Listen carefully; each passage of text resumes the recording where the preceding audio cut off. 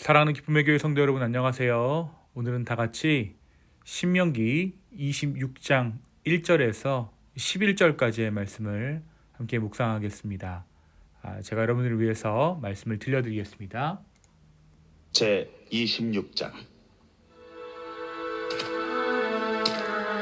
내 하나님 여호와께서 네게 기업으로 주어 차지하게 하실 땅에 네가 들어가서 거기에 거주할 때에 내 하나님 여호와께서 네게 주신 땅에서 그 토지의 모든 소산의 만물을 거둔 후에 그것을 가져다가 광주리에 담고 내 하나님 여호와께서 그의 이름을 두시려고 택하신 곳으로 그것을 가지고 가서 그때에 제사장에게 나아가 그에게 이르기를 내가 오늘 당신의 하나님 여호와께 아뢰나이다.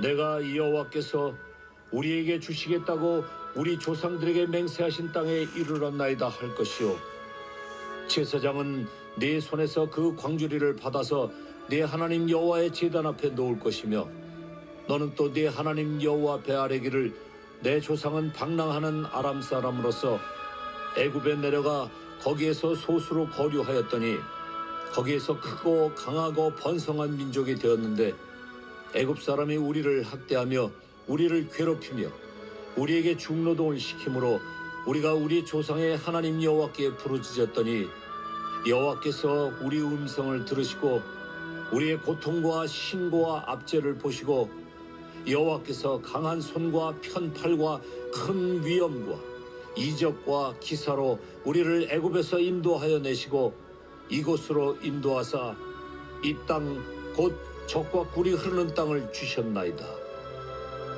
여호와여, 이제 내가 주께서 내게 주신 토지 소산의 만물을 가져왔나이다 하고 너는 그것을 네 하나님 여호와 앞에 두고 네 하나님 여호와 앞에 경배할 것이며 네 하나님 여호와께서 너와 네 집에 주신 모든 복으로 말미암아 너는 레위인과 너희 가운데에 거류하는 객과 함께 즐거워할지니라.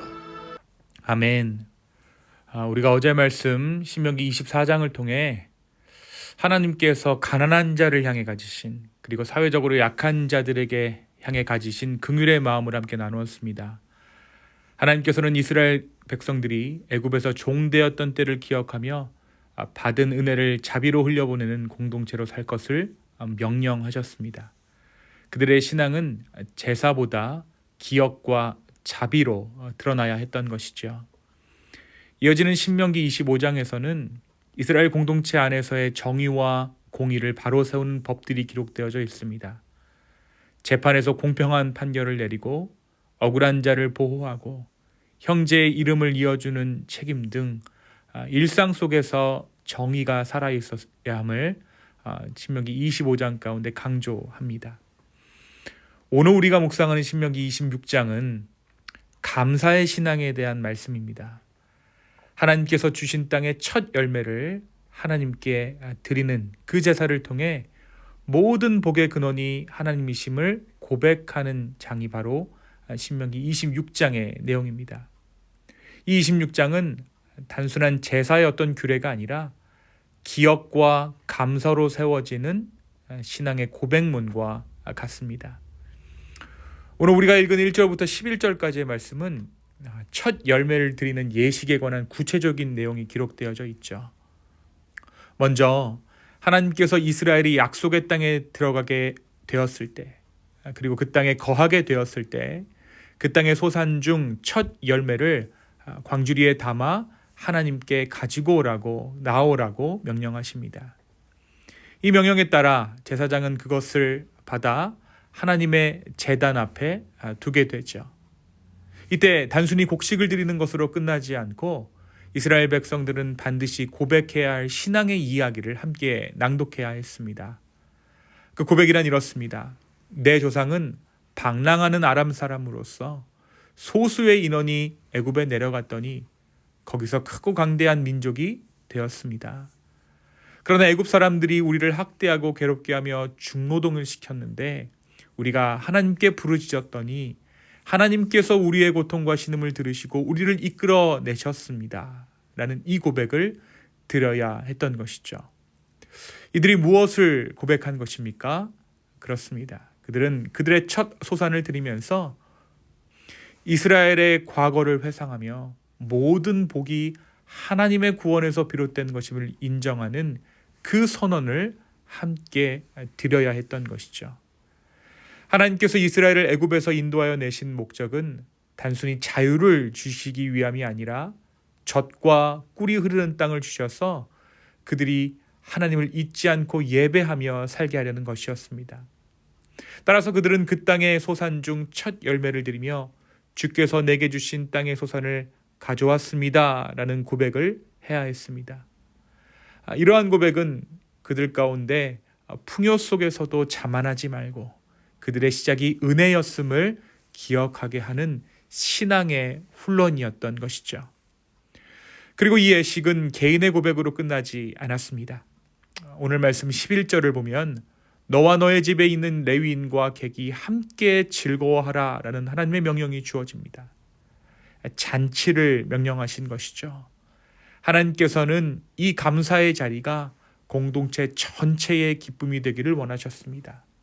한 사람도 소외된 사람 없이 이 잔치에 함께함으로써 이 모든 것이 은혜임을 고백하는 현장 가운데 함께 서야 했던 것이죠. 사랑하는 성도 여러분, 오늘 이 말씀은 우리에게 무엇을 말해주고 있습니까? 감사는 기억에서 시작되고 나눔에서 완성된다. 오늘 이 말씀은 이 진리를 우리에게 들려줍니다. 이스라엘의 첫 열매 제사는 단순히 헌금을 드리는 그러한 행위가 아니었습니다. 그것은 하나님께서 베푸신 구원을 기억하고 그 은혜를 다시 세상 속으로 흘려보내는 예배였습니다. 하나님께서 주신 땅에서 얻은 첫 소산을 드리는 그 일은 내가 이만큼 이루었다라는 자랑이 아니라 모든 것이 주님께로부터 왔습니다라는 고백이었습니다. 그래서 하나님께서는 이스라엘이 그 땅의 소산들을 주변과 나누었을 때 비로소 이들이 은혜를 인정하는 것으로 여기셨던 것입니다. 은혜를 깨달으면 나누게 된다라는 신비가 바로 이 대목에 담겨져 있는 것이죠. 은혜를 깨달은 사람은 나눌 수밖에 없다라는 것입니다. 나눔은 은혜의 증거요. 나눔은 내 모든 것이 주님께로부터 왔습니다라는 고백의 근원이라는 것입니다. 사랑하는 성도 여러분, 오늘 이 하루를 살아가면서 주님이 주신 은혜를 기억하는 저와 여러분 되었으면 좋겠습니다. 그리고 주님께 받은 그 은혜를 누군가에게 흘려보내는 감사의 예배자로 살아나는 저와 여러분 되기를 예수님의 이름으로 축원합니다. 두 번째 오늘 말씀은 왜 하나님께서 이 첫 소산 예배를 명령하셨는가에 대해서 생각하게 합니다.